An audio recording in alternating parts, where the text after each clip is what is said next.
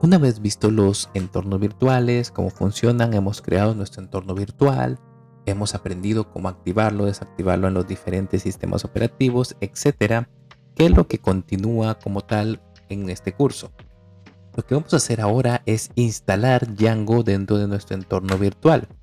Y para instalarlo, tanto Django como cualquier librería dentro del entorno virtual, se sigue utilizando el mismo gestor de paquetes que tiene incluido Python. En este caso, ese gestor de paquetes es pip. Entonces vamos a instalarlo. Para poder instalar las librerías o paquetes dentro de nuestro entorno virtual, no es necesario que estemos sí o sí dentro de la carpeta de nuestro entorno virtual, porque al estar activado ya funciona de forma global.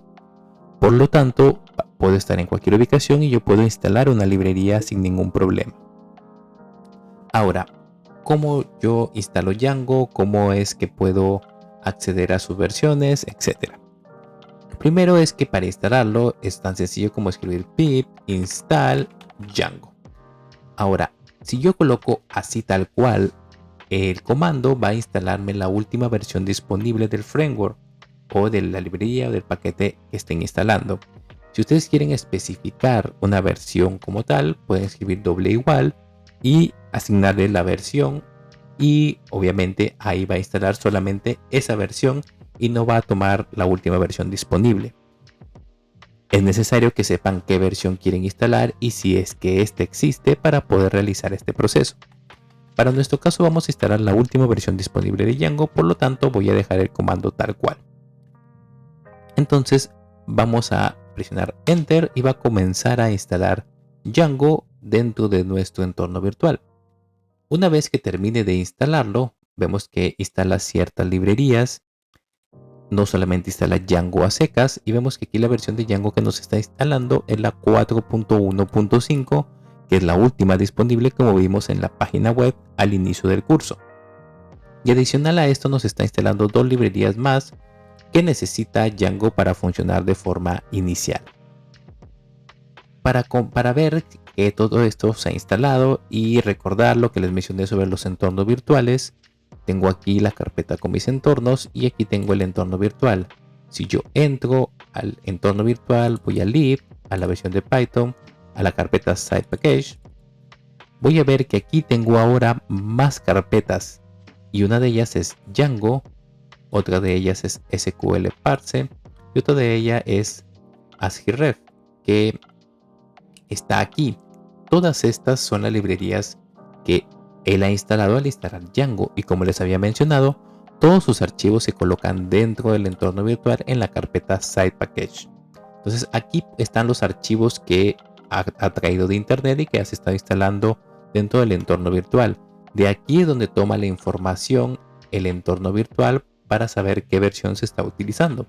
Si entramos, vamos a ver que aquí está toda la información y todo el código fuente de estos paquetes o librerías. Entonces, bueno, tenemos instalado Django en nuestro entorno virtual, más no en el sistema operativo, porque en el sistema operativo de forma global no lo hemos instalado. Entonces, ahora que yo tengo ya Django instalado, yo podría ya crear mi propio proyecto y poder empezar a ver qué es lo que tiene el framework por ofrecerme, cómo se empieza, cómo se inicia, etc.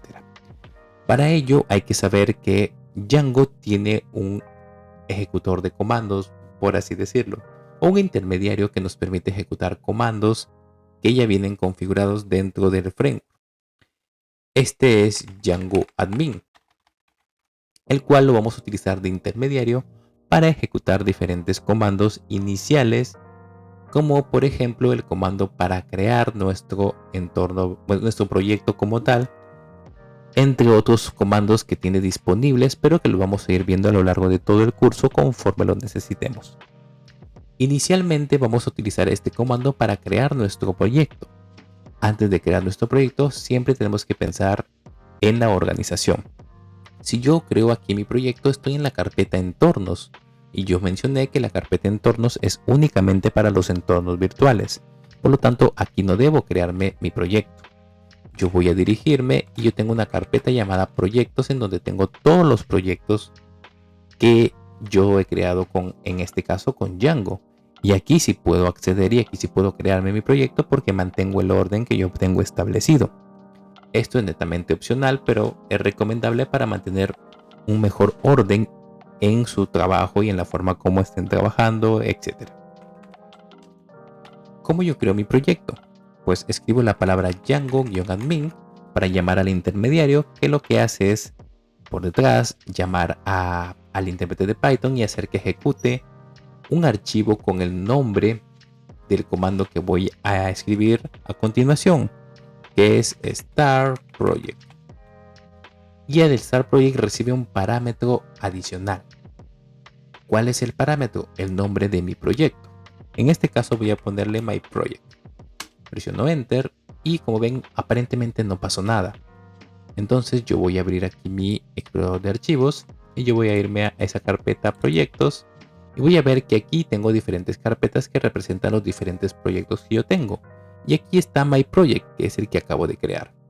Entonces esto mismo yo lo puedo ver en consola si hago un ls y aquí tengo My Project. Entonces este proyecto voy a abrirlo con Visual Studio Code para poder visualizar los archivos que este contiene. Entonces tenemos aquí Visual Studio Code y lo que vamos a hacer es lo siguiente. Voy a irme aquí en Open Folder y voy a decirle que vamos a ir a proyectos y aquí vamos a ir a My Project y vamos a darle abrir. Y listo, me va a abrir mi proyecto.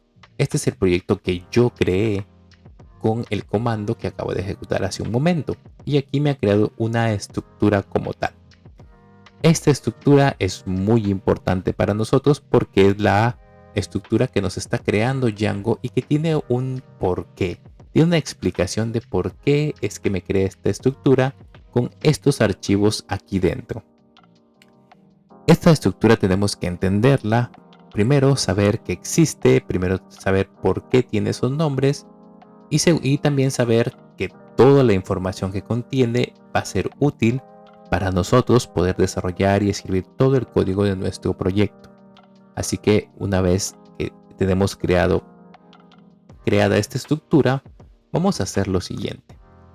Vamos a irnos aquí a la consola, vamos a limpiar y vamos a hacer lo siguiente.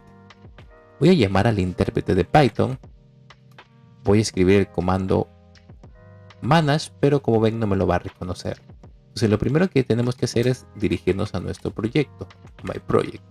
Y ahora vamos a escribir lo siguiente, Python, que es llamar al intérprete de Python y llamar al archivo manage.py. Este archivo manage es este que vemos aquí, es este mismo archivo. Entonces simplemente aquí vamos a ejecutar un comando.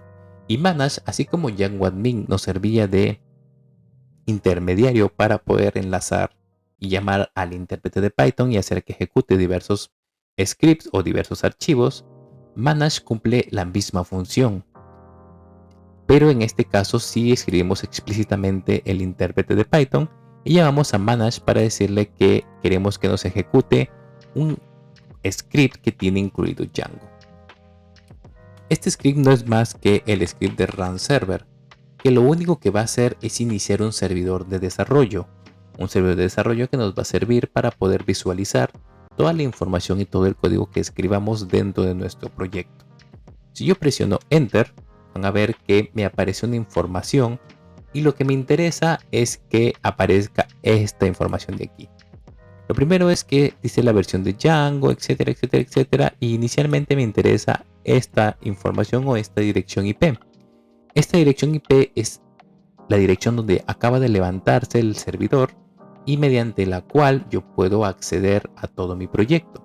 Si yo escribo esta información en un navegador, vamos a abrirnos un navegador y esta dirección IP que yo tengo aquí, voy a copiarla y voy a pegarla y presiono Enter y ya me aparece lo siguiente, que es que la instalación de Django está funcionando sin problemas y me está felicitando.